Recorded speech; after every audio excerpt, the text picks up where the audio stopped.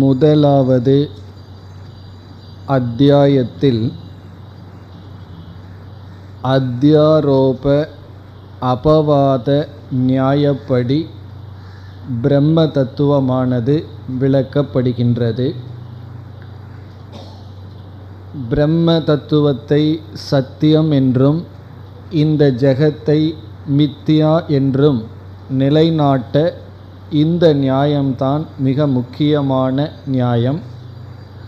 இங்கு நியாயம் என்பது இந்த கருத்தை விளக்க உபனிஷத் பயன்படுத்துகின்ற விதம்.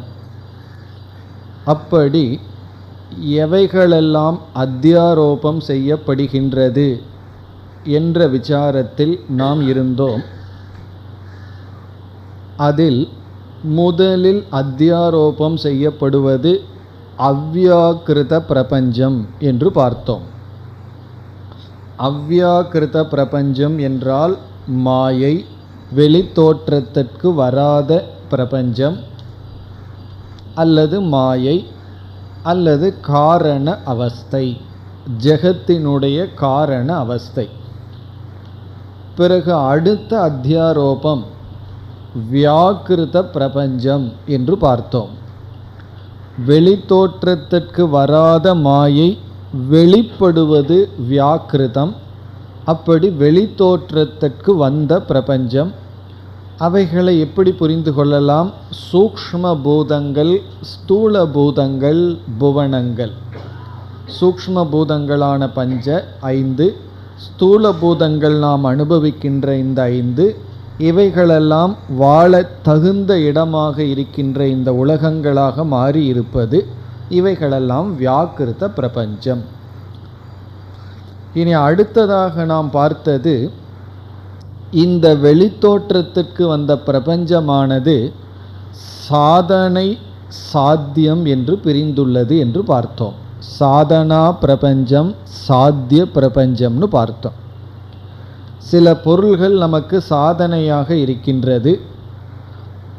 பிறகு அதை சாதனையாக கொண்டு சாத்தியமாக ஒன்றை அடைகின்றோம். அடைந்ததற்கு பிறகு அதுவே சாதனையாகவும் மாறலாம் வேறு ஒரு சாத்தியத்திற்கு. அப்படி இந்த உலகத்தில் இருக்கின்ற அனைத்து பொருள்களையும் சாதனை சாத்தியம் என்று பிரிக்கின்றோம். அந்த சாதனா பிரபஞ்சமும் சாத்திய பிரபஞ்சமும் அந்த பிரம்மனிடம் ஏற்றி வைக்கப்பட்டுள்ளது. அது அத்தியாரோபம். இதுவரை நாம் சென்ற வகுப்பில் பார்த்தோம். இனி சாதனைகளை நாம் பிரிக்கின்றோம். இப்போ நம்ம இப்படியெல்லாம் படிப்படியாக வந்துள்ளோம். முதலில் அத்தியாரோபம். முதல் அத்தியாரோபம் அவ்யாக்கிருத பிரபஞ்சம். பிறகு அதிலிருந்து வந்த வியாக்கிருத பிரபஞ்சம் அடுத்த அத்தியாரோபம். அந்த வியாக்கிருத பிரபஞ்சம் என்பது நாம் அனுபவிக்கின்ற இந்த உலகம். இது சாதனா பிரபஞ்சம், சாத்திய பிரபஞ்சம்னு பிரிக்கின்றோம். அந்த சாதனையை இப்பொழுது பிரிக்கின்றோம். எப்படி என்றால் லௌகிகம் வைதிகம் என்று பிரிக்கின்றோம். எதை? சாதனைகளை. சாதனா பிரபஞ்சமானது லௌகிக சாதனை, வைதிக சாதனைன்னு பிரிக்கின்றோம். லௌகிக சாதனை என்றால் வேதத்தின் துணையில்லாமல் நாமாக மேற்கொள்கின்ற செயல்கள், முயற்சிகள். பணத்தை அடைய வேண்டும் என்று ஒருவர் விரும்புகின்றார். அவர் வேதத்தினுடைய அருகிலேயே செல்லவில்லை. அவர் என்ன செய்கின்றார்? உழைக்கின்றார், படிக்கின்றார், பிறகு பணத்தை சேர்த்து கொள்கின்றார். அது லௌகிகம் சாதனம். வைதிகம் சாதனம் என்றால் வேதத்தில் கூறப்பட்டுள்ள சாதனைகளை பயன்படுத்துதல். பணம் வேணும்னா இந்த யாகம் செய்யி, சுதர்சன ஹோமத்தை செய்யி, பிஸ்னஸ் லாஸ் ஆயிட்டிருக்கு. சில பேர் அப்படி ஹோமங்கள் எல்லாம் செய்வார்கள். இதெல்லாம் என்னன்னா வைதிகம் சாதனம். வைதிக சாதனம்னா வேதத்தில் ஸ்ருதியிலும் ஸ்மிருதியிலும் சொல்லப்பட்ட சாதனைகள், இதை பின்பற்றுதல். அப்படி வைதிகம் லௌகிகம் என்று சாதனைகளை பிரிக்கின்றோம். இனி மேலும் நாம் பிரிக்கின்றோம். இந்த வைதிக சாதனை இரண்டாக பிரிக்கப்படுகின்றது. பிரிவுக்குள்ள பிரிவு. அந்த இரண்டு, ஒன்று கர்ம, இனி ஒன்று உபாசனம். கர்ம என்றால் விதவிதமான யாகங்கள், காயிகமாக வாச்சிகமாக செயல்படுகின்ற சாதனைகள். உபாசனம்னா மானசமாக செயல்படுகின்ற சாதனைகள், நாம் செய்கின்ற சாதனைகள். இவ்விதத்தில் எதெல்லாம் பிரம்மனிடம் ஏற்றி வைக்கப்பட்டுள்ளதுன்னா வைதிகம் சாதனம், கர்மம், உபாசனம், விதவிதமான யாகங்கள், விதவிதமான தியானங்கள், அதெல்லாம் வைதிகத்தில் வருகிறது. பிறகு லௌகிக சாதனைகள், எவைகளெல்லாம் நம்ம வேதத்தை விடுத்து செய்கின்றோமோ அவைகளெல்லாம்.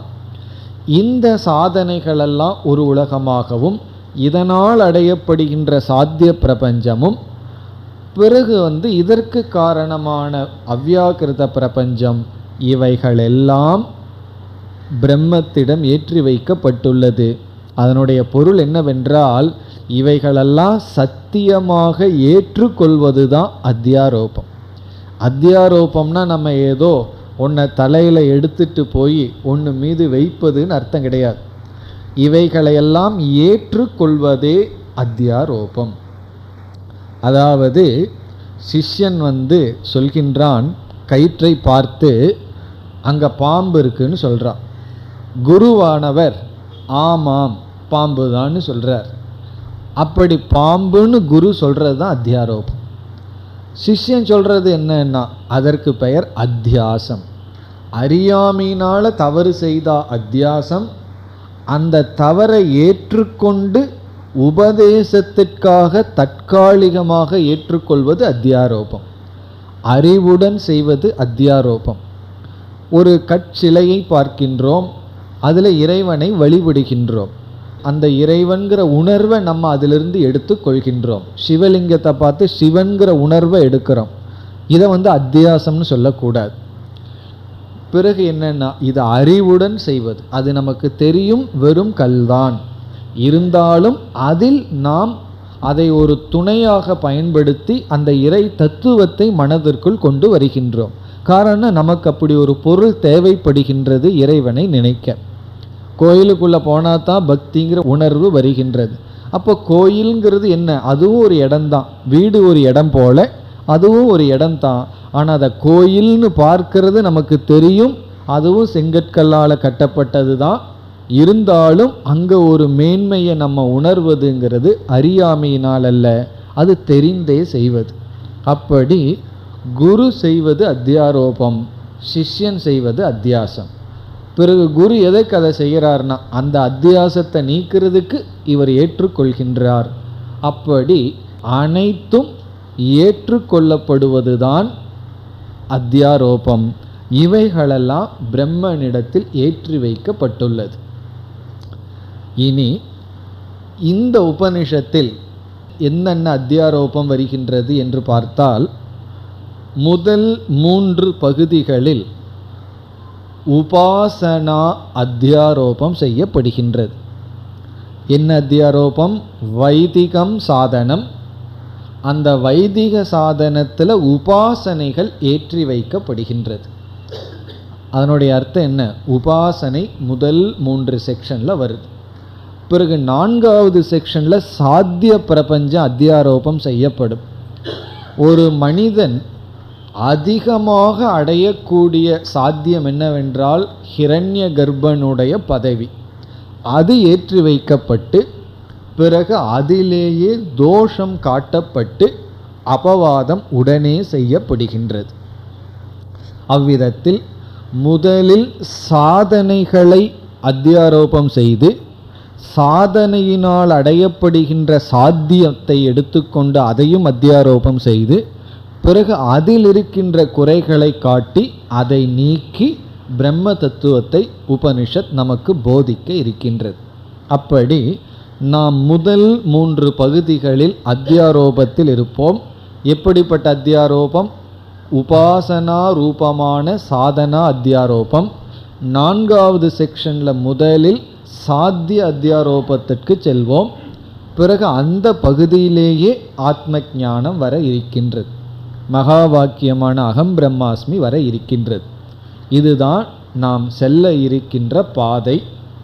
இனி நாம் உபனிஷத்திற்குள் நுழைகின்றோம். இதுவரைக்கும் நம்ம முகவுரையில் இருந்தோம். சங்கரருடைய முகவுரை, உபனிஷத்திற்கான முகவுரையில் இருந்தோம். இனி நாம் செல்வதுதான் முதல் அத்தியாயத்தினுடைய முதல் செக்ஷன், முதல் பகுதி. உபனிஷத் எப்படி ஆரம்பிக்கின்றது என்றால் உஷா என்று ஆரம்பிக்கின்றது. உஷாவா. உஷா என்றால் அதிகாலை. அது ஒரு சென்டிமெண்டலாக ஒரு மங்களமாகவே ஆரம்பிப்பது போல் இருக்கு. அதிகாலை என்று ஆரம்பிக்கின்றது. உஷாவா அஸ்வஸ்ய மேத்யஸ்ய சிரக. இதுதான் இந்த உபனிஷத்தினுடைய முதல் வாக்கியம். அதில் முதல் வரி உஷா, அதிகாலை. இனி இந்த முதல் செக்ஷன், முதல் பகுதியினுடைய முதல் பிராமணத்தினுடைய சாரத்தை நாம் பார்க்கின்றோம். காரணம் என்ன? எங்கெல்லாம் உபாசனை வருதோ அங்கெல்லாம் மந்திரத்துக்குள்ளே போக மாட்டோம், சாரத்தை பார்ப்போம். அப்படி இப்பொழுது சாரத்தை பார்க்க போகின்றோம். முதல் பகுதியில் 2 மந்திரங்கள் தான். முதல் சாப்டரில் முதல் செக்ஷனில் 2 மந்திரங்கள் தான் இருக்கின்றது. இந்த உபனிஷத்தில் ஒவ்வொரு செக்ஷன், ஒவ்வொரு பகுதிக்கும் சில சமயங்கள் பெயர் கொடுக்கப்படும். அப்படி பகுதியை பிராமணம் என்று அழைக்கின்றோம். அவ்விதத்தில் இந்த செக்ஷன் இந்த பகுதி அஸ்வ பிராமணம் என்று அழைக்கப்படுகின்றது. அஸ்வ பிராமணக என்று அழைக்கப்படுகின்றது. அஸ்வ செக்ஷன். அஸ்வகன குதிரை, குதிரை செக்ஷன். திடீர்னு குதிரை எங்கே வந்தது, ஹார்ஸ் எங்கே வந்ததுன்னு ஒரு கேள்வி வரும். அதனுடைய பதிலை இப்பொழுது நாம் பார்க்கலாம். க்ஷத்திரியர்கள் ஒரு யாகத்தை செய்வார்கள். அந்த யாகத்திற்கு பெயர் அஸ்வமேத யாகம். இதெல்லாம் நம்ம புராணத்தில் படிச்சிருந்தோம்னா கேள்விப்பட்டிருப்போம். ராமாயணத்தில் அஸ்வமேத யாகம் பண்ணுறதுக்காக என்ன பாடுபட்டார்கள். அதே போல் மகாபாரதத்திலே அஸ்வமேத யாகம் என்று க்ஷத்திரியர்கள் செய்வார்கள். அந்த யாகம் செய்யணும்னா அவர்கள் ஒரு வல்லரசர்களாக இருக்க வேண்டும். அவர்கள் எல்லா ராஜ்யத்தையும் வென்று அங்கிருக்கிற திரவியங்களை எல்லாம் கொண்டு ஒரு பெரிய யாகத்தை நடத்துவார்கள். க்ஷத்திரியர்கள் அஸ்வமேத யாகத்தை செய்தால், அவர்கள் அதை கர்மமாக செய்தால் அவர்களுக்கு பிரம்மலோகம் முதலிய உயர்ந்த லோகம் கிடைக்கும். ஆனால் பிராமணர்களோ மற்றவர்களோ மேல் லோகத்துக்கு போக வேண்டும்னு சொன்னால் அவர்களுக்கு அஸ்வமேத யாகத்தை செய்வதற்கு தகுதி கொடுக்கப்படவில்லை. க்ஷத்திரியர்கள் தான் செய்தாக வேண்டும். ஒரு பிராமணனுக்கு இதே யாகத்தின் துணை கொண்டு நான் அதே பிரம்மலோகத்துக்கு போக வேண்டும்னா இந்த அஸ்வமேத யாகத்தை உபாசனை செய்தாலே பிரயோஜனம் கிடைக்கும். க்ஷத்திரியனுக்கு அஸ்வமேத யாகத்தை செஞ்சாதான் பலன். மற்றவர்களுக்கு இந்த யாகத்தை தியானித்தாலே பலன். ஆகவே இங்கு வருவது அஸ்வமேத தியானம். அஸ்வமேத யாகம் வரவில்லை, உபாசனை வருகின்றது. அதனால தான் நம்ம 3 பகுதியும் உபாசனைன்னு பார்த்தோம். 3 செக்ஷனில் உபாசனை. இப்போ முதல் செக்ஷனில் அஸ்வமேத யாகத்தினுடைய தியானம். யாருக்குன்னா க்ஷத்திரியர்களுக்கு அல்ல. அர்ஜுனன் போய் தியானம் பண்ணிட்டு இருந்தான்னா கிடைக்காது. க்ஷத்திரியர்கள் செய்தாக வேண்டும், மற்றவர்கள் தியானித்தாலே போதும். இங்கு எப்படி தியானம் வருகின்றது என்றால், அஸ்வமேத யாகத்தில் பயன்படுத்துகின்ற அஸ்வம், அஸ்வம்னா குதிரை. அந்த யாகத்துக்கு ரொம்ப முக்கியம் குதிரை தான். அந்த குதிரையை ஆலம்பனமாக எடுத்துக்கொள்ள வேண்டும். இப்போ நம்ம உபாசனைக்குள்ளே வந்துட்டோம். உபாசனைன்னு சொன்னாவே தியானம், தியானம்னு சொன்னாவே சில கருத்துக்கள் எல்லாம் வரணும். எது என்றால் எது ஆலம்பனம், எது உபாசிய தேவதை. உபாசனைன்னு சொன்னால் யாரை தியானிக்கணும், எதில் தியானிக்க வேண்டும், எப்படி தியானிக்க வேண்டும். அதில் ஆலம்பனம் அஸ்வக.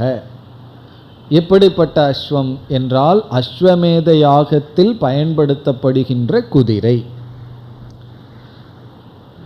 நாம் எதை தியானிப்பது? தியானத்திற்குரிய விஷயம் விராட். விராட்னா ஞாபகம் வருதோ? ஸ்தூல பிரபஞ்சத்திற்கு அதிபதியாக இருக்கின்ற தத்துவம். ஹிரண்ய கர்ப்பன்னா சூக்ஷ்ம பிரபஞ்சத்திற்கு அதிபதியாக இருக்கின்ற தத்துவம் விராட், அதாவது சமஷ்டி ஈஸ்வரன். அந்த ஈஸ்வரன் ஸ்தூல உடலோடு இருப்பவர். அவருக்கு ஸ்தூல உடல் என்னன்னா ஸ்தூல பிரபஞ்சம்தான் அவருக்கு ஸ்தூல உடல். இப்போ என்ன செய்ய வேண்டும்? இந்த அஸ்வத்தில், இந்த குதிரையில் இந்த உலகத்தை தியானம் செய்ய வேண்டும். இந்த முழு பிரபஞ்சத்தையே அந்த குதிரையில் தியானம் பண்ணணும். அப்படி பண்ணும் பொழுது இங்கு உபனிஷத் என்ன செய்கின்றது? குதிரையில் இருக்கின்ற ஒவ்வொரு அங்கங்களை எடுத்துக்கொண்டு உலகத்தில் இருக்கின்ற ஒவ்வொரு அங்கங்களுடன் கற்பனை செய்கின்றது. இதெல்லாம் நம்ம முண்டகோபனிஷத் முதலிய உபனிஷத்துக்களில் பார்த்துருக்கோம். அதாவது கண்ணு தான் சூரியன், காது தான் திசைகள், இப்படியெல்லாம் குதிரையினுடைய ஒவ்வொரு அங்கங்கள் இந்த உலகத்தில் இருக்கின்ற சில இயற்கைகள் தத்துவத்தை எடுத்துக்கொண்டு குதிரையினுடைய கண்கள் இந்த விராட்டினுடைய சூரியன், இப்படி நாம் பாவனை செய்ய வேண்டும். இப்படி சமஷ்டி வியஷ்டி ஐக்கிய உபாசனை. சமஷ்டினா முழு பிரபஞ்சம், வியஷ்டினா ஒரே ஒரு குதிரை, இந்த இரண்டையும் ஒன்றாக பார்த்தல், அல்லது வியஷ்டியை எடுத்துக்கொண்டு சமஷ்டியை பார்த்தல். இது வேதாந்தத்துக்கு மிக அருகில் இருக்கிற உபாசனை.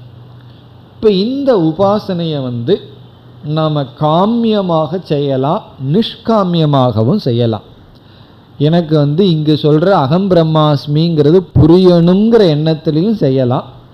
எனக்கு இப்போ வேண்டாம், அதெல்லாம் எனக்கு காமியமானதான் வேண்டும் என்றால் நமக்கு இகலோக பலன் கிடைக்கலாம், அல்லது பரலோக பலன் கிடைக்கும். இறந்ததுக்கப்புறம் இன்னும் கொஞ்சம் அனுபவிக்கணும், ஆசையெல்லாம் இருக்குது என்றால் காமியமாகவும் செய்யலாம். காமிய பலன் ஹிரண்ய கர்ப்பனை அடையலாம், விராட்டை அடையலாம், அதெல்லாம். ஆனால் நிஷ்காமியமாக செய்தால் என்ன பலன்? நமக்கு அதுதானே முக்கியம். நிஷ்காமமாக இதை செய்தால் கிடைக்கின்ற பலன் மனதினுடைய விஷாலதா, மனதினுடைய விரிவு. குறுகிய மனதானது விரியும். எக்ஸ்பேன்ஷன் ஆஃப் த மைண்டுன்னு படிச்சிருக்கோம். இந்த உபாசனை மனதை விரிக்க. ஏன்னா மனசு ரொம்ப குறுகி இருக்கு. இந்த உடல் தான், இந்த வயிற்றுக்கு ஒரு லா வச்சுருப்போம். நமக்குன்னு சொன்னால் சில ரூல்ஸ் இருக்கும், மற்றவங்களுக்குன்னு சொன்னால் கம்ப்ளீட்டாக ரூல்ஸ் மாறிடும். நம்ம சாப்பிட்றதுக்கு நம்ம குடிக்கிற தண்ணி தனி. நம்ம என்ன பண்ணி வச்சுருப்போம்? விலை உயர்ந்த தண்ணியை வாங்கி நம்ம குடிச்சிட்ருப்போம். யாராவது கெஸ்ட்டு வந்தால் டேப்பில் பிடிச்சி கொடுத்துருவோம். காரணம் என்னென்னா அவங்க வேறு, ஆனால் ரெண்டு பேர்த்துக்கு பகவான் ஒரே மாதிரி வயிறத்தானே படைச்சிருக்கார். அப்படி இல்லை. காரணம் என்ன? நமக்குன்னு ஒரு தனி ஸ்கேல், உலகத்துக்குன்னு ஒரு தனி ஸ்கேல். பிறகு குடும்பம்னு வரும்போது கொஞ்சம் எக்ஸ்பேண்ட் ஆகுது. மனைவி சில ஏரியாவில் சேர்த்தி வச்சுக்கிறோம். பிறகு நம்முடைய குழந்தைகள், நம்ம வீடு, அதுக்கு மேலே போக மாட்டேங்குது. அப்படி மிக குறுகிய எண்ணத்தில் இந்த நான்கிற அபிமானம் இருக்குது. நான் எனதுங்கிறது ரொம்ப குறுகிய வட்டத்துக்குள்ளே இருக்குது. அந்த சென்ட்டு கணக்கில் இருக்குதுன்னு வச்சுக்கோமே. 3 சென்ட்டு 4 சென்ட்டு 5 சென்ட்டுக்குள்ளே தான் நான்கிற புத்தி இருக்குது. இந்த சென்ட்டு கணக்கெல்லாம் விட்டுட்டு அனந்தமாக நான்கிறது வியாபிக்கணும். நான்கும்போது இந்த உலகமே என்னுடையதுன்னு சொல்லி மனம் விரிய வேண்டும். அப்படி மனம் விரிய ஒரு சிறிய பொருளை எடுத்துக்கொண்டு அதுவே அனைத்துமாக இருக்கின்றது. என்னுடைய வீடு என்னன்னா இந்த 14 லோகமும் தான் என்னுடைய வீடு. பிறகு நான் எல்லா கண்களிலும் பார்க்கின்றேன், எல்லா நாவிலும் சுவைக்கின்றேன், எனக்கு எந்த குறையும் இல்லைன்னு சொல்லி இந்த சிறிய அகங்காரம் பெரிய அகங்காரமாக மாற வேண்டும். அதுக்குத்தான் இந்த உபாசனைகள் வேதாந்தத்திற்கு வருபவர்களுக்கு பயன்படும். இது ஒரு விதமான தியானம். பலவிதமான தியானத்தில் சில பண்புகளை எடுத்துட்டு நம்ம தியானம் பண்ணுவோம். அதே போல் மனதை விரிக்க செய்யப்படுகின்ற தியானம்தான் இந்த தியானம். இப்போ இதில் ஒரு சரீரத்தை எடுத்துக்கொள்கிறோம். இங்கு குதிரையினுடைய சரீரத்தை எடுத்துக்கொள்கின்றோம், அதில் இந்த உலகத்தை பார்க்கின்றோம். சில படங்களில் பார்க்கலாம், இந்த பசுவை போட்டு கோமாதான்னு ஒவ்வொரு அங்கங்கள்லேயும் ஒவ்வொரு இறைவனுடைய படம் போட்டிருக்கு. அதனுடைய அர்த்தம் என்னன்னா, அனைத்து தேவதைகளும் இந்த ஒரே ஒரு சரீரத்தில் குடியிருக்கின்றார்கள். அதனால் என்னன்னா, பால் கொடுக்குற வரைக்கும் அதுக்கு சாப்பாடு போட்டுட்டு அதுக்கப்புறம் அதையவே சாப்பாடாக ஆக்கிடுறது. அப்படி செய்ய வேண்டாம். காரணம் என்னென்னா, எல்லா தேவதைகளும் இருக்கின்ற இடம் என்று ஒரு இடத்தில் அனைத்தையும் பார்த்தல். இந்த 2 in 1 3 in 1 இப்போல்லாம் 5 in 1 வந்தாச்சு. இது ஆல் இன் ஒன், எல்லாமே ஒன்றில் இருக்குது. இந்த ஒன்று தான் அனைத்துமாக வியாபித்துள்ளது. அதுதான் இந்த உபாசனை.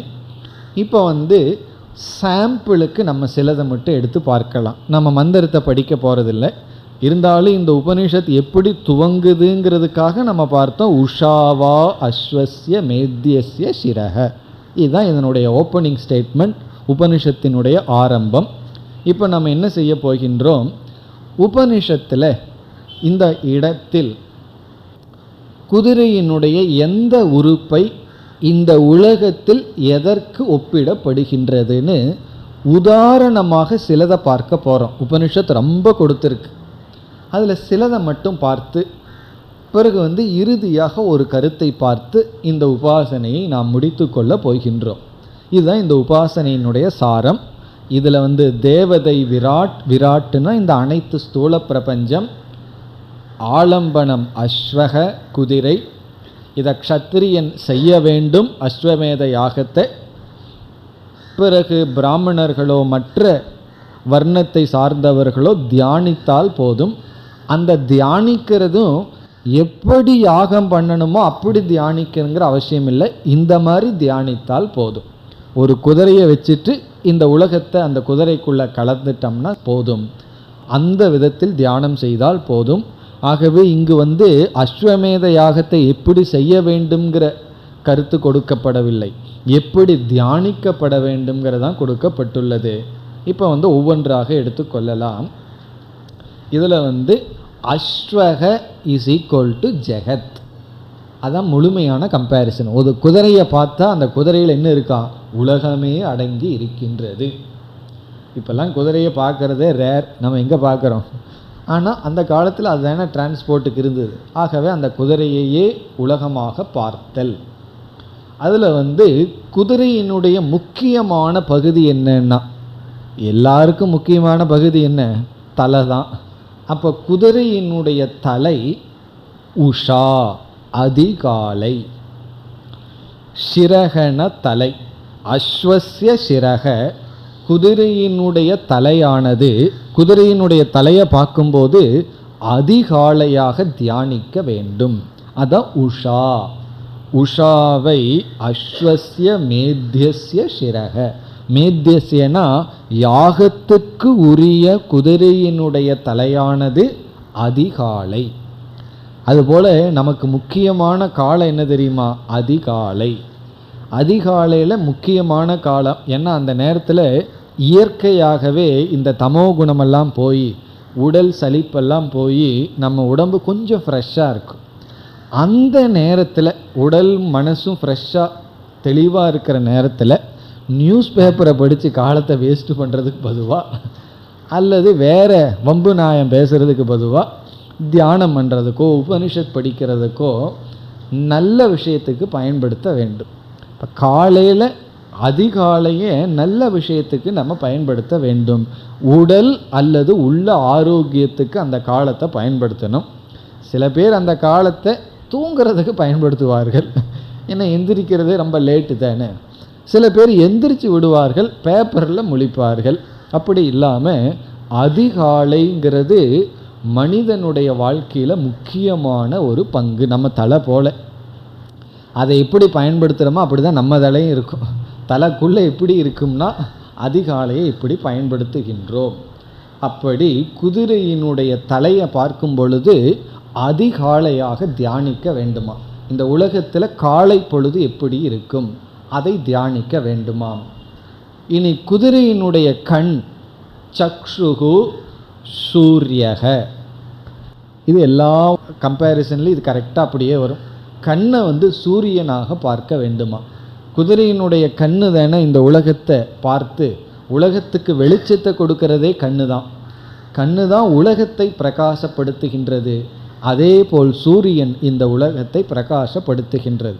இப்போ நமக்கு வந்து கண் எப்படியோ அதுபோல ஈஸ்வரனுடைய கண் வந்து சூரியன். பகவான் வந்து பார்க்குறாருன்னா யாருக்கும் தெரியாமன்னு சொல்ல முடியாது. ஏன்னா சூரியன் தான் இருக்காரு, அவர் தான் எல்லாம், அவர் இருக்கிறதுனால தான் எல்லாமே பண்ண முடியுது. அவருடைய வெளிச்சத்தில் தான் நம்ம பண்ணிகிட்டு இருக்கோம். அவருக்கே தெரியாமல் பண்ணணும்னா எப்படி பண்ண முடியும்? அப்படி சூரியன் வந்து அவருடைய கண்கள். பிறகு அடுத்தது குதிரை வந்து சுவாசம் செய்யும். குதிரையினுடைய பிராணன் இங்கு சஞ்சரிக்கின்ற வாயு.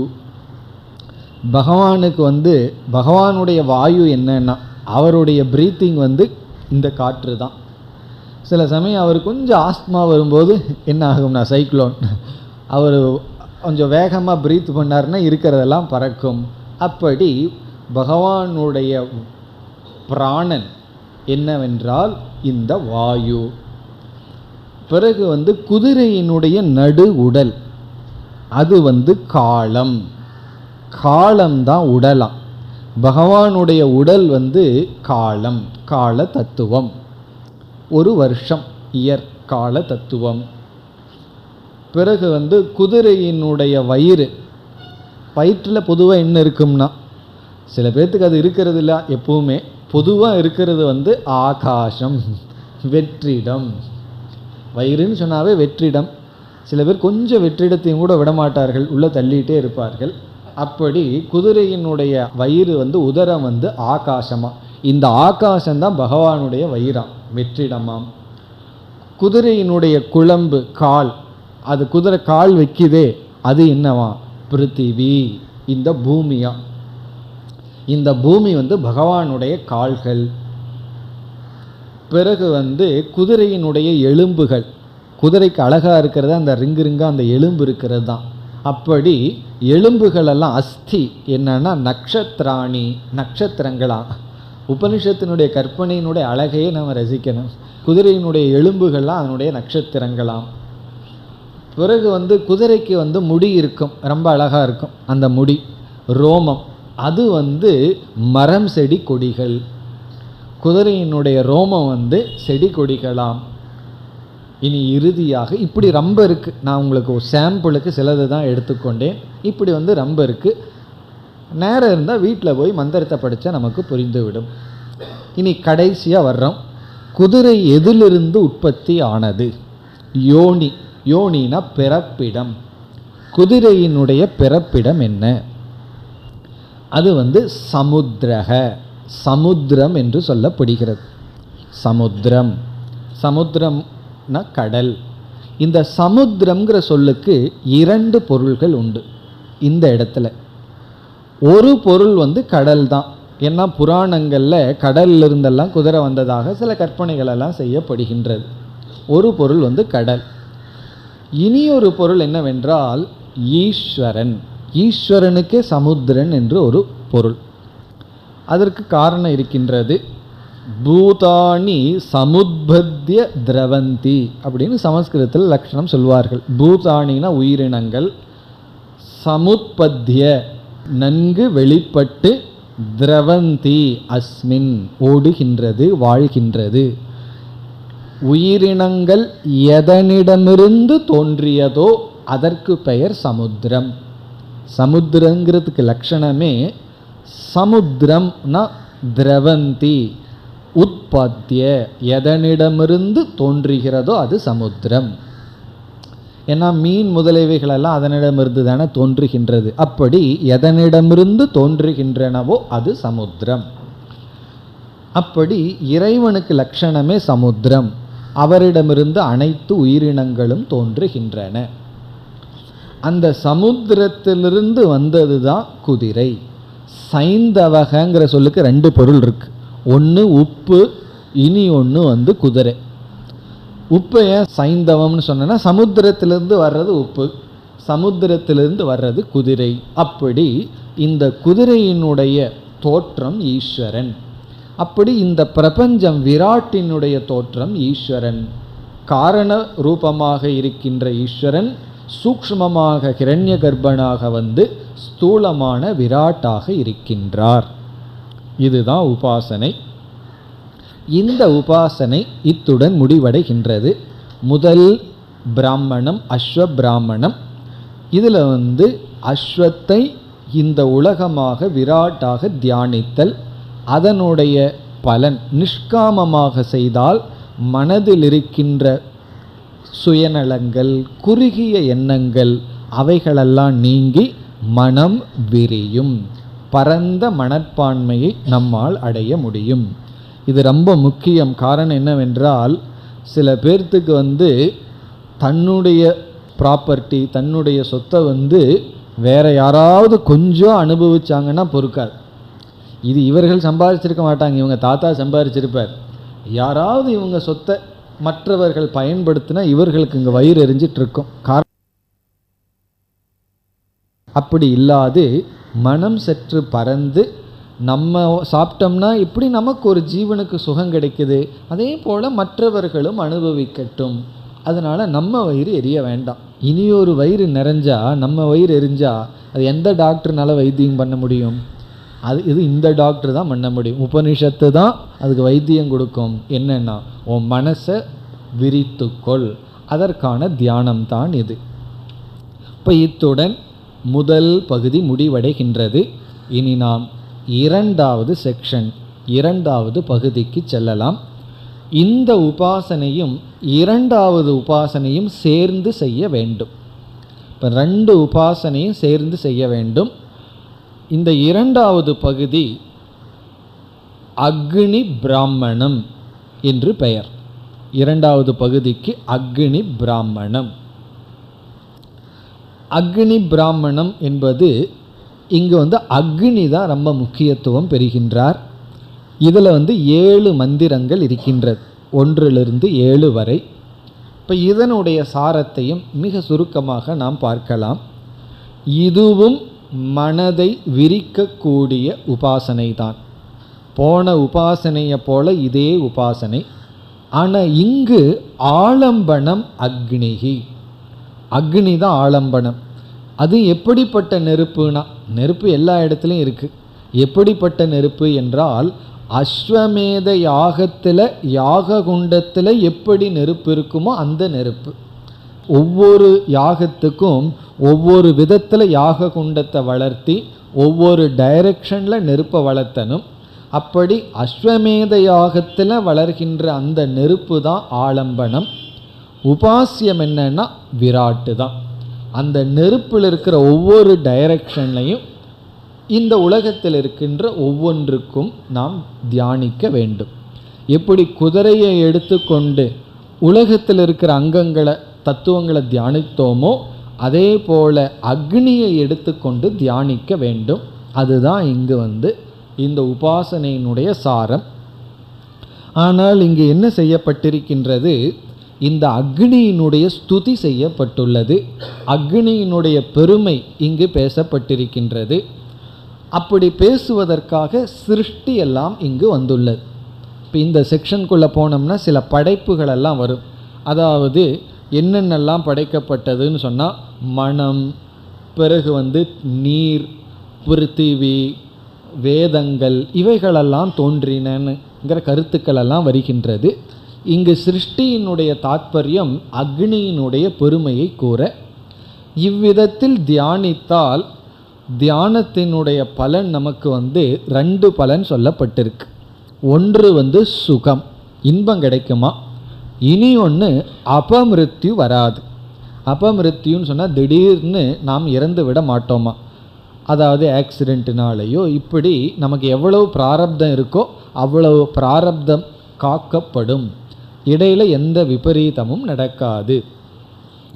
இதையும் வந்து கொஞ்சம் நல்லா போகத்தை அனுபவிக்கிறதுக்கு கொஞ்ச நாள் வாழணும்னு சொல்லலாம், அல்லது ஞான நிஷ்டை அடைகிறதுக்கு எனக்கு ஆயுள் தேவைன்னு சொல்லலாம். அப்படி எப்படி வேண்டுமானாலும் நம்ம வாழ்க்கையை பயன்படுத்தலாம்.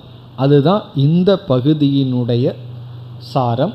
இதில் விதவிதமான சிருஷ்டிகள் கூறப்பட்டு ஹிரண்ய கர்ப்பனிடமிருந்தே அக்னி வெளிப்பட்டதாக கூறப்பட்டு அப்படிப்பட்ட மேலான அக்னியை தியானிக்க வேண்டும். அப்படி தியானிப்பதனால் நமக்கு கிடைக்கின்ற பலன் அபமிருத்யு வராது. அதுதான் இந்த பகுதியினுடைய சாரம். இதோடு இந்த பகுதியும் முடிவடைகின்றது. அதாவது இப்போ நம்ம என்ன முடிச்சிருக்கோம், முதல் 2 செக்ஷனை முடித்தாச்சு. முதல் பகுதி அஸ்வபிராமணம் முடிவடைந்தது, இரண்டாவது பகுதி அக்னி பிராமணம் முடிவடைந்தது. இந்த 2 சேர்ந்து செய்ய வேண்டிய உபாசனை. இந்த 2க்கும் விராட் தேவதை, இந்த 2க்கும் ஆலம்பனம், ஒன்று குதிரை, இனி ஒன்று அக்னி. இனி நாம் 3வது செக்ஷனுக்கு செல்வதற்கு முன் 3வது பகுதிக்கு போகணும். அங்கு ஒரு உபாசனை வருகின்றது. அதற்கு முன் இந்த 2வது பகுதியில் சங்கரர் ஒரு பெரிய விசாரத்தை செய்கின்றார். அந்த விசாரத்திற்குள் நாம் இப்பொழுது செல்கின்றோம். இனி உபாசனையெல்லாம் போயாச்சு, சங்கரருடைய பாஷ்யத்திற்கு வந்துள்ளோம். பாஷ்ய விசாரத்திற்குள் இப்பொழுது வருகின்றோம். நம்ம ஆரம்பத்திலேயே சொல்லிகிட்டே இருந்தோம் எப்படி பார்க்க போகிறோம்னு சொல்லி. எங்கெல்லாம் சங்கரருடைய விளக்கம் வருதோ அங்கெல்லாம் அந்த விளக்கத்தை பார்ப்போம். அப்படி இப்பொழுது சங்கரருடைய விளக்கத்திற்கு வருகின்றோம். இப்போ இங்கு எந்த இடத்துல சங்கரர் விளக்கி இருக்கின்றார் என்றால், 1வது அத்தியாயத்தில் 2வது செக்ஷனில் முதல் மந்திரம். இப்போ அக்னி பிராமணன்னு பார்த்தோமே, அதில் முதல் மந்திரத்தில் ஒரு வாக்கியம் வருகின்றது. முதல் வாக்கியமே நைவ ந ஏவ இக கிஞ்சன ஆசீத், அப்படி ஒரு வாக்கியம் வருது. இங்கு ஒன்றுமே இல்லை, இங்கு ஒன்றுமே கிடையாது அப்படின்னு உபனிஷத்து ஆரம்பிக்கின்றது. அதாவது இந்த சிருஷ்டி எல்லாம் வர்றதுக்கு முன்னாடி ஒன்றுமே இல்லை என்று உபனிஷத் சொல்கின்றது. ந ஏவ இக, இகன இப்பொழுது, இங்கு இந்த சம்சாரத்தில், ஒன்றுமே, கிஞ்சன ஒன்றுமே, அக்ரே இவைகளெல்லாம் தோன்றுவதற்கு முன்னாடி இங்கே ஒன்றுமே இல்லை அப்படின்னு உபனிஷத் சொல்லியிருக்கு. இப்போ நான் என்ன சொல்லலாம், நீங்கள்லாம் வர்றதுக்கு முன்னாடி இங்கே ஒன்றுமே இல்லைன்னு சொல்லலாம். ஒன்றுமே இல்லைன்னா நீங்கள் என்ன புரிஞ்சுக்குவீங்க, வேறு ஆட்கள் கிடையாதுன்னு புரிந்து கொள்வீர்கள். பெர்ச்சீட் இல்லை, மைக் இல்லைன்னு புரிந்து கொள்ள மாட்டீர்கள். ஒன்றுமே இல்லை, யாருமே இல்லை அப்படின்னு சொல்வது போல, இந்த சிருஷ்டியெல்லாம் வர்றதுக்கு முன்னாடி ஒன்றுமே இல்லை என்று உபனிஷத் சொல்லிவிட்டது. பிறகு சிருஷ்டியை பற்றி பேசி அக்னியினுடைய பெருமை கூறப்பட்டு அக்னியை ஆலம்பனமாக வைத்து உபாசனை வந்துள்ளது. இப்போ இங்கே சங்கரர் ஒரு விசாரத்தை செய்கின்றார். இந்த விசாரத்துக்கு ஒரு பெயர் சம்பிரதாயத்தில் பிரசித்தி ஆயிடுது. காரணம், இந்த விசாரத்தில் சங்கரர் 100கணக்காக கடகங்கிற வார்த்தையை பயன்படுத்துகிறார். சமஸ்கிருதத்தில் கடகன்னா என்ன தெரியுமோ, பானை. நம்ம சும்மா பானை பானைன்னு ஏன் சொல்கிறோம்னா சங்கரரே சொல்லியிருக்கார். அப்படி இந்த பகுதியில் பானைங்கிறது சும்மா வந்துட்டே இருக்கு. அதனால இந்த பகுதிக்கு கடபாஷ்யம்னு பேர். இந்த பட்டப்பேர் வைக்கிற மாதிரி சங்கரருக்கே அப்படி பட்டப்பேர் வச்சுட்டாங்க. கடபாஷ்யம்னு பிரசித்தி ஆகி விட்டது. கடபாஷ்யம்னு என்னென்னா கடகடன்னு இருக்கிற பாஷ்யம் அல்ல, பானைங்கிற வார்த்தை அதிகமாக இங்கு சங்கரர் பயன்படுத்தி இருக்கின்றார். இங்கு ஒரு பெரிய விசாரம் செய்கின்றார். இப்பொழுது நாம் அந்த விசாரத்திற்குள் செல்கின்றோம். இந்த விசாரத்தில் பானை ரொம்ப அதிகமாக பயன்படுத்தப்பட்டதனால் கடபாஷ்யம்னு பேர். இனி இந்த விசாரத்தினுடைய மைய கருத்து என்ன விசாரம் செய்கின்றார்னு இப்பொழுது பார்க்க வேண்டும். அத்வைத மதத்தை பின்பற்றுகின்றன்னு சொன்னால் அதை புரிந்து கொள்ள முயற்சி செய்கின்ற நாம் அதிக முக்கியத்துவம் ஜெகத்தினுடைய திருஷ்யத்தினுடைய இல்லாமைக்கு கொடுப்போம். அதாவது மித்தியாங்கிற கருத்துக்கு கொடுப்போம். நம்ம எவ்வளவு தூரம் பிரம்ம இருக்குன்னு சொல்கிற முயற்சி பண்ணுறோமோ அதை விட அதிகமாக பார்த்துட்டு இருக்கிறதெல்லாம் இல்லைன்னு சொல்கிறதுக்கு முயற்சி பண்ணுவோம். இல்லைன்னு சொன்னால் என்ன, வெறும் தோற்றம்தான், காட்சி பிழைதான் அப்படின்னு சொல்லுவோம். ஆகவே இந்த உலகத்தை நம்ம நிஷேதம் பண்ணி கொண்டே வருவதனால், அது மட்டுமல்ல சித்த சுத்தி வர வர, மன தூய்மை வர வர இதனுடைய இருப்பெல்லாம் இல்லாமல் போகிவிடும். சித்த சுத்தி இல்லாததுனால தான் இந்த உலகம் நமக்கு சத்தியமாக தெரிஞ்சிட்ருக்கு. ஆழ்ந்து சிந்திக்க சிந்திக்க எல்லாமே அசாரமாக நமக்கு தெரியும். இப்போ தெரியலையேன்னா சிந்திக்கல, அதனால் தெரியல. கொஞ்சம் சிந்தித்து பார்த்தால் எதுவுமே ஒரு நிலையானதாக நமக்கு புலப்படாது. எல்லாமே ஒரு போலி, பொய், வேஷங்கள் அப்படின்னு எல்லாத்தினுடைய பொய்மை நமக்கு நன்கு தெரியும். அந்த தெரிகின்ற வேளையில் நம்மை அறியாமல் சூன்யவாதத்தில் போயிடுவோம். ஏன்னா இந்த உலகம் ஏற்கனவே நம்ம நல்லா ரோஸ்ட் பண்ணியிருக்கு, துக்கத்தை வேற கொடுத்துருக்கு. ஒன்றுமே இல்லை தான். கொஞ்சம் தத்துவவாதிகள்னால் யாருன்னா ஒன்றுமே இல்லைன்னு சொல்கிறவங்க தான் தத்துவவாதி. ஏதாவது இருக்குன்னு சொல்லிட்டா அவர்கள் தத்துவவாதி அல்லன்னு சொல்லி வெறுமைக்கு சென்று விடுவோம். வெறுமைன்னு என்ன, ஒன்றுமே இல்லை அப்படின்னு சொல்லி வைராகியத்தில் வேறு கொஞ்ச நாள் இருந்திருப்போமா, அதனால் ஒரு வெறுமை வெற்றிடத்திற்கு சென்று விடுவோம். நம்ம மட்டுமல்ல, பெரிய சிந்தனைவாதிகளெல்லாம் சென்று ஒரு தத்துவத்தையே உருவாக்கி விட்டார்கள். சூன்யந்தான் புத்தர் உபதேசித்ததுன்னு சொல்லிவிட்டார்கள். அவர் பாவம் உண்மையை உணர்ந்துட்டு பேசாமல் இருந்தார். அவருடைய மௌனத்துக்கு சிஷ்ய கோடிகள் கொடுத்த பதில், அவங்க கோடிகளா கேடிகளா யாரோ, அவங்க கொடுத்த பதில் என்னன்னா சூன்யந்தான் என்று. சூன்யத்தில் இயற்கையாக நாம் செல்ல வாய்ப்பு இருக்கின்றது. ஆகவே தான் ஆங்காங்கு ஒரு விசாரத்தை நம்ம செய்வோம். இப்போ நம்ம செய்ய போகிற விசாரம் மாண்டூக்கிய உபனிஷத் காரிகையில் செய்தது தான். ஆனால் அங்கே சொல்லாத சில பாயிண்டெல்லாம் இங்கே நம்ம பார்க்க போகிறோம். ஆனால் இந்த விசாரத்தினுடைய சாரம் ஏற்கனவே நம்ம செய்தது தான். இங்கே கொடுக்குற ஹேது புதுசாக இருக்குது, ஆனால் விசாரம் செய்த விசாரம் என்ன விசாரம் என்றால் காரண சத்தா நிரூபணம். காரணம் என்று ஒன்று இருக்கின்றது என்பதை நாம் நிலைநாட்டுகின்றோம். இதை நம்ம இதெல்லாம் செய்யாததாக இருக்கே நீங்கள் சொல்கிறத பார்த்தான்னு தோணும். அப்படி தோணுன்ட்டு தான் சொன்னேன் காரண சத்தான்னு. நாம் இப்போ செய்ய போகிற விசாரம் சத்காரியவாதம். அப்படி சொல்லிட்டா ஒரு கேர்லெஸ் வந்துடும். அதெல்லாம் நம்ம பார்த்தது தானே, சத்காரியவாதத்தானே மீண்டும் சொல்கிறீங்கன்னா எவ்வளவோ முறை கேட்டாச்சுன்னு வந்துடும். அதனால தான் அதை மறைச்சி வச்சு கடைசியில் குட்டை வெளியே விடுறது. சத்காரியவாதத்தை தான் பார்க்க போகிறோம். சத்காரியவாதம்னு என்ன அர்த்தம்னா காரணம்னு ஒன்று இருக்கின்றது. அதுக்கு நம்ம இங்கே கொடுக்க போகிற கேதுக்கள் எல்லாம் புதுசாக நம்ம பார்க்காததான் பார்க்க போகிறோம். காரணம்னு ஒன்று இருக்குது. நமக்கு எதெல்லாம் இல்லைன்னு சொல்லி கொண்டு வந்தோமோ அதே போல் சீரியஸாக ஏதோ ஒன்று இருக்குங்கிற புத்தியும் வந்துடணும். அப்போ தான் அதை வச்சுட்டாவது காலத்தை ஓட்ட முடியும். இருக்கே அது நமக்கு நிறைவை கொடுக்கும்னு சொல்லி. அப்படி எல்லாமே இல்லைங்கிற இடத்துல எதை நம்ம இல்லைன்னு சொன்னோமோ அது இருக்கின்ற ஒன்றை சார்ந்துதான் நமக்கு காட்சியளித்து கொண்டு இருந்தது என்று காரண சத்தாவை நிலைநாட்டுகின்றோம். அதற்கு பிறகு என்ன செய்ய போகிறோம், இந்த உலகம் காரண நிலையில் இருந்ததுன்னு சொல்லி வேதாந்தத்துக்குள்ளே மீண்டும் உள்ளே போகும்போது அது விவர்த்த காரணம்னெல்லாம் சொல்லி வேறு விதத்தில் நம்ம சொல்லுவோம். ஆனால் முதலில் நாம் நிலைநாட்டுவது அனைத்துக்கும், அனைத்து அனர்த்தத்திற்கும், மித்யாவுக்கும், பொய்யுக்கும் ஒரு உண்மை இருக்கின்றது. அதுதான் இந்த விசாரம் அல்லது சத்காரியவாதம் தான் பார்க்க போகின்றோம். இப்பொழுது நம்முடைய கேள்வி, இப்போ 2 கேள்வியை கேட்க போகிறோம். முதல் கேள்வி, இந்த சிருஷ்டி தோன்றுவதற்கு முன், சிருஷ்டேகே பிராக், சிருஷ்டியானது தோன்றுவதற்கு முன் இருந்ததா இல்லையா? அது முதல் கேள்வி. சிருஷ்டி தோன்றுவதற்கு முன் இந்த சிருஷ்டிக்கு காரணம் இருந்ததா?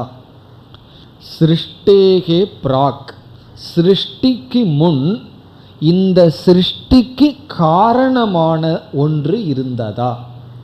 அப்போ முதல் கேள்வி காரணம் இருக்கின்றதா இல்லையா? அதுதான் இப்போ நம்ம பார்க்கிறோம். இந்த சிருஷ்டி இது தோன்றுவதற்கு முன்னாடி இதற்கு காரணம் இருந்ததா? 10 பானையை பார்க்குறோம். இந்த 10 பானை வருவதற்கு முன்னாடி இந்த பானைக்கு காரணமா ஏதாவது இருந்ததா? அவனுடைய புத்தியில களிமண் இல்லைன்னா அவன் என்னன்னு பதில் சொல்லுவான்? களிமண் இருந்ததுன்னு பதில் சொல்லுவான். ஏன்னா களிமண் இருந்தா தானே பானை வர முடியும். அப்படி காரணம் இருந்ததா இல்லையா? அது ஒரு கேள்வி. இரண்டாவது கேள்வி, இந்த சிருஷ்டி தோன்றுவதற்கு முன் இந்த சிருஷ்டியான காரியம் இருந்ததா இல்லையா? சிருஷ்டேகே பிராக் காரியம் ஆசீத்வா நவா. முதல் கேள்வி என்ன? காரணம் இருந்ததா இல்லையா?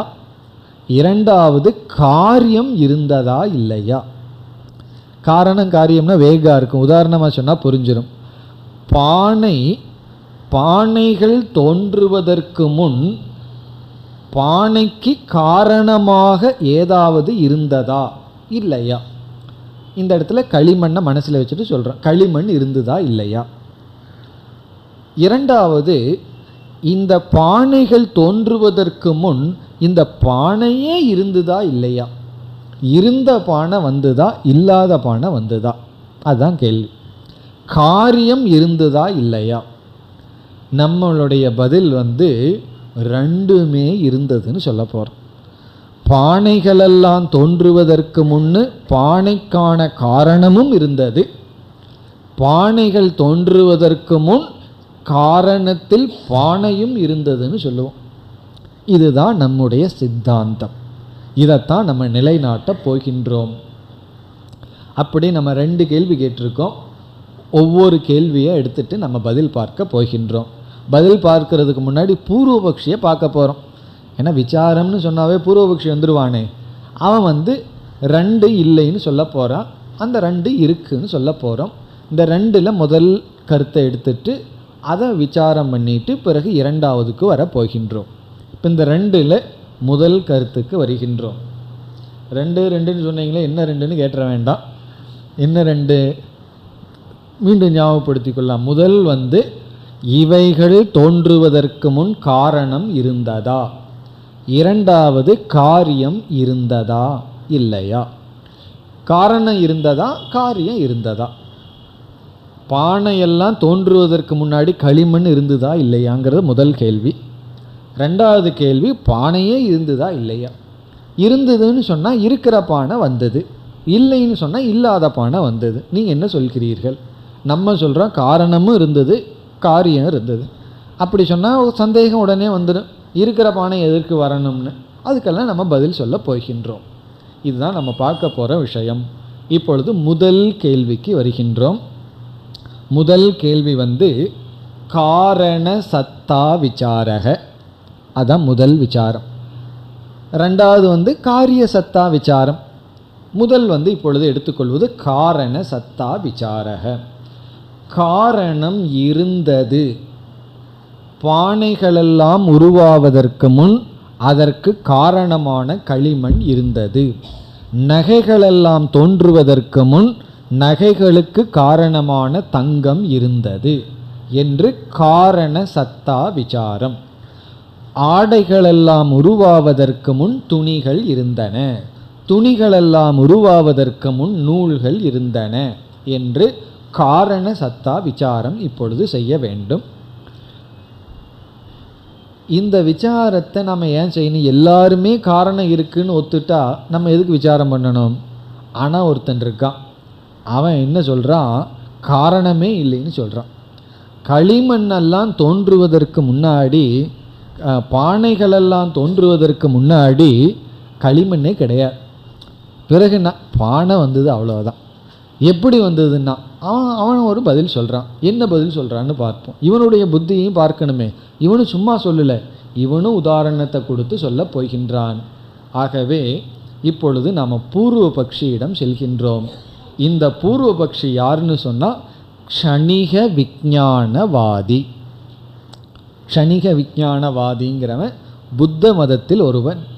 அவனுடைய மதம் என்ன? அவர்களுடைய மதம் இதெல்லாம் கேட்டோம்னா, கவனமாக நம்ம கேட்டோம்னா என்ன ஆயிடுவோம்? இவனுடைய கட்சியில் சேர்ந்துக்கலான்னு ஆசை வந்துடும். அவ்வளோ அழகாக இருக்கும் கேட்கறதுக்கு. இப்போ இவர்கள் என்ன சொல்கிறார்கள், வெளி உலகம்னே ஒன்று கிடையாது. நான் காரணம் இருக்குன்னு சொல்லணும்னா காரியம்னு ஒன்று ஒத்துட்டா தானே.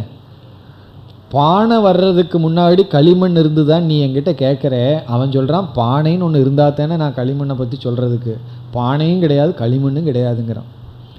அதான் க்ஷணிக விஞ்ஞானவாதி. இப்போ இவன் என்ன சொல்கிறான், காரியமும் கிடையாது காரணமும் கிடையாது, காரணம்னு ஒன்று கிடையவே கிடையாது, வெளி உலகம் என்று ஒன்று இல்லவே இல்லைங்கிறான். இது அவனுடைய முதல் கருத்து. இப்படி அவன் என்கிட்ட நம்ம இடத்துல சொன்னால் உடனே நம்ம என்ன கேள்வி கேட்போம், வெளி உலகம்ங்கிறது ஒன்று இல்லைன்னு நீ சொன்னால் எனக்கு வெளி உலகத்தில் எத்தனையோ பொருள் தெரியுது, அதுக்கு நீ என்ன பதில் சொல்கின்றாய்? நான் உலகத்தில் எத்தனையோ பொருளை பார்த்துட்ருக்கறனே, அதுக்கு உன்னுடைய பதில் என்ன? நம்ம அவங்ககிட்ட கேட்குறோம். எத்தனையோ விஷயம் இருக்கே, அந்த விஷயத்தை இல்லைன்னு சொல்கிறையே, அது எப்படி? அதற்கு அவன் பதில் சொல்வது என்னவென்றால், நம்ம வேதாந்தத்தில் சொல்கிறது போல அவன் சொப்பனத்துக்கு போகிறான். கனவுல நீ எத்தனையோ வெளி பொருள்களை வெளி உலகத்தில் இருக்கிற மாதிரி பார்க்கிற. ஆனால் உண்மையிலேயே ஒவ்வொரு பொருளும் உன்னுடைய ஒவ்வொரு ஞானம். கனவுல ஒரு பெரிய மலையை பார்க்குறோம். அந்த மலை என்ன என்றால், அந்த மலை எதனால் செய்யப்பட்டதுன்னா பஞ்சபூதத்தில் செய்யப்படலை, நம்முடைய ஒரு எண்ணத்தினால் செய்யப்பட்டது. கனவுல பார்க்கின்ற ஒரு பெரிய ஹில் மவுண்டனுடைய உபாதான காரணம் நம்முடைய ஒரு விருத்தி, ஒரு எண்ணம். உடனே அதில் தண்ணி வேற ஓடிட்டுருக்கு. அந்த தண்ணி என்னன்னா நம்முடைய ஒரு எண்ணம். பிறகு அதில் சிங்கம் புலி எல்லாம் இருக்குது. அது என்னன்னா ஒவ்வொரு சிங்கம் ஒவ்வொரு புலியும் உன்னுடைய எண்ணங்கள். இப்போ கனவுல பார்க்கிற ஒவ்வொரு பொருளும் என்னன்னா உள்ளிருக்கிற எண்ணங்கள் தான், வெளியே ஒரு பொருள் கிடையாது. உன்னுடைய மனதுக்குள்ளே இருக்கின்ற ஒவ்வொரு ஞானம், அதை இவன் விஞ்ஞானம்ங்கிறான். ஒவ்வொரு விஞ்ஞானம்தான் வெளியே இருக்கிற மாதிரி உனக்கு தெரிஞ்சது. அதே போல நீ இப்போ என்னென்னலாம் பார்க்கிறையோ அது வெறும் உன் மனசில் இருக்கின்ற ஞானம்தான், வெளியே அப்படி ஒரு பொருள் கிடையாது அப்படின்னு சொல்கிறான். அனுபவத்தில் பார்த்தா ஓரளவுக்கு சரியாக இருக்கிற மாதிரி இருக்கும். எப்படி என்றால், நம்ம 10 பானையை வைக்கிறோம். நம்ம மனசில் எவ்வளவு எண்ணம் இருக்குது, எத்தனை எண்ணங்கள் வரும்? கவுண்ட் பண்ணோம்னா 10 எண்ணங்கள் வரும். ஆனால் வெளியே எத்தனை பொருள் இருக்குது? ஒரே ஒரு பொருள் இருக்குது. அப்போது ஒரே ஒரு வஸ்து இருக்க உன் மனசுக்குள்ள 10 விருத்திகள் வருதுன்னு சொன்னால், இதிலிருந்து வெளியே பொருள் இல்லாமையே உனக்குள்ள எண்ணங்கள் வரலாம் அல்லவா? அங்கே 10 பொருள்கள் இல்லை, ஒரே ஒரு பொருள்கள் தான் இருக்குது. ஆனால் 10ன்னு நீ என்ற, அதே போல தான் அங்கே ஒரு பொருளும் கிடையாது, வெறும் மனதில் இருக்கின்ற எண்ணங்கள் தான் இந்த உலகம். இதுதான் அவனுடைய கருத்து. அப்படி இருக்கையில் இந்த உலகத்திற்கு காரணம்னு சொல்லி நீ ஏன் தேடுகின்றாய்? எல்லாமே உன்னுடைய மனதினுடைய ப்ரொஜெக்ஷன், உன்னுடைய மனதினுடைய வெளிப்பாடு தான். அதுக்கு காரணம்னு ஒன்று தனியாக உனக்கு அப்பாற்பட்டு இல்லை. நீ பார்க்கிற அது உனக்கு இருக்கிறது தெரியுது, அதுவும் வெளியே கிடையாது. உனக்குள் இருக்கின்ற விஞ்ஞானம்தான் உலகமாக தெரிகிறது. எதை போல? சொப்னவது ஞானமேவ விஷயத்துவேன பாதி. ஞானமே விஷயமாக விளங்குகின்றது, கனவை போல.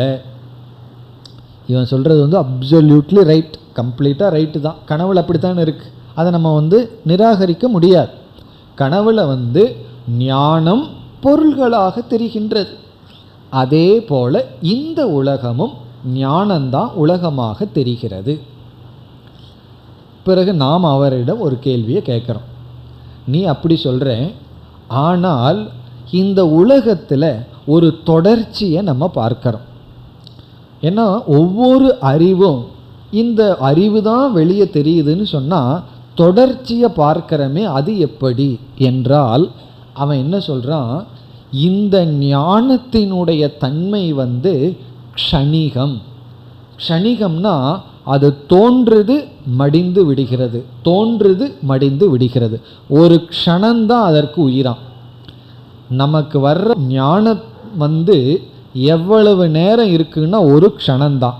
அதனால தான் க்ஷணிக விஞ்ஞானவாதின்னு சொல்கிறோம். தோன்றுவதற்கு எவ்வளவு நேரம் ஆச்சோ அதே நேரத்தில் அது செத்து போயிடுதான். அப்படி க்ஷணிகமாக இருக்குது. நம்ம கேட்குறோம், க்ஷணிகமாக இருந்தால் தொடர்ச்சியை பார்க்கறதே எப்படின்னா, அதுக்கு அவன் கொடுக்குற உதாரணம் வந்து நதி ஸ்ரோதவது, நதியினுடைய ஓட்டத்தை போல.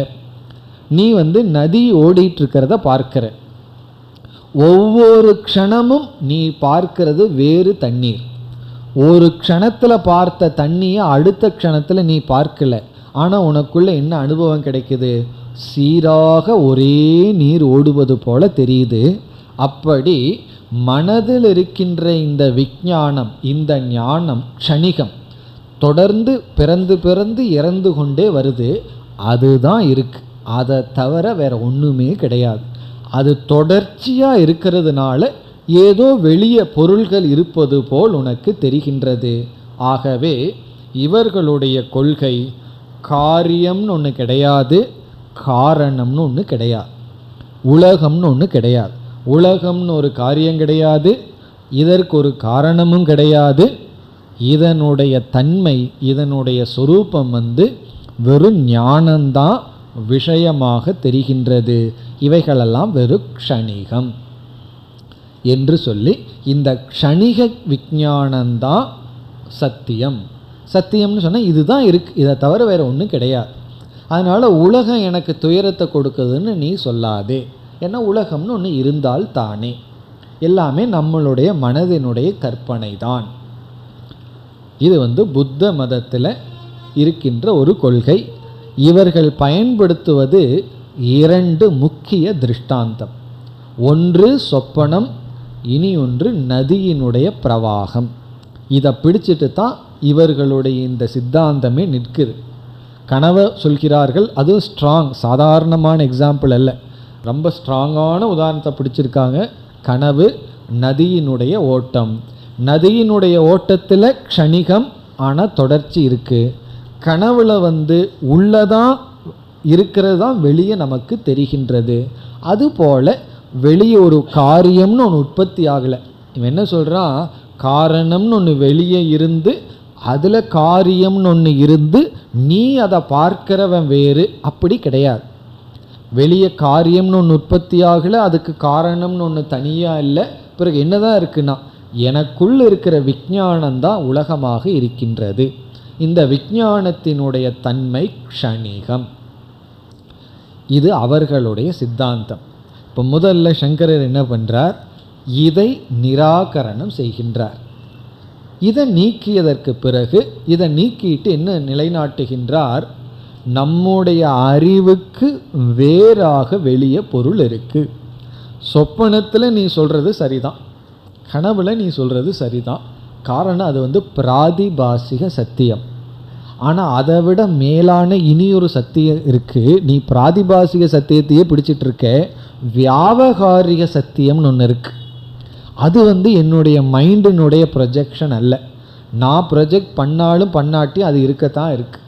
இந்த தூண் வந்து என்னுடைய மனசினுடைய கற்பனைன்னு நான் நினச்சிட்டு கண்ணை திறந்தால் தான் இந்த தூண் வெளியே வருது, கண்ணை மூடுனா தூண் இல்லைன்னு முடிவு பண்ணிவிட்டு கண்ணை மூடிட்டு நேராக போனால் என்ன ஆகும்னா தூண் வந்து நம்ம அடிக்கும். காரணம் என்னென்னா, நீ பார்க்கிறையோ இல்லையோ வெளி உலகத்துக்குன்னு ஒரு ரியாலிட்டி இருக்கத்தான் இருக்குது.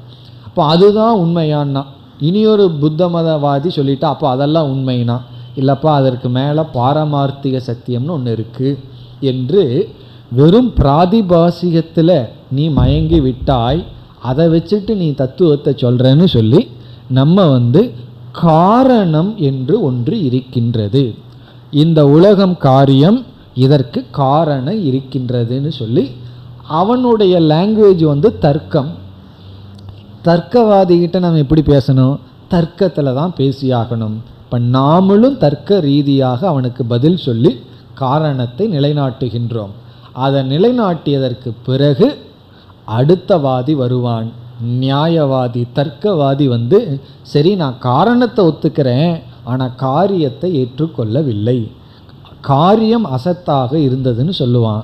அதையும் நாம் நிலைநாட்டுவோம். அதுவும் தவறுன்னு சொல்லி நீக்கி, ஒரு வஸ்து காரணம்னு ஒன்று இருக்கு, இருக்கிறதுலிருந்து தான் வர முடியும்னு நாம் நிலைநாட்டுகின்றோம். அந்த விளக்கம் தான் இப்பொழுது நாம் பார்த்து கொண்டு இருக்கின்றோம். இனி நம்முடைய பதிலை அடுத்த வகுப்பில் பார்ப்போம்.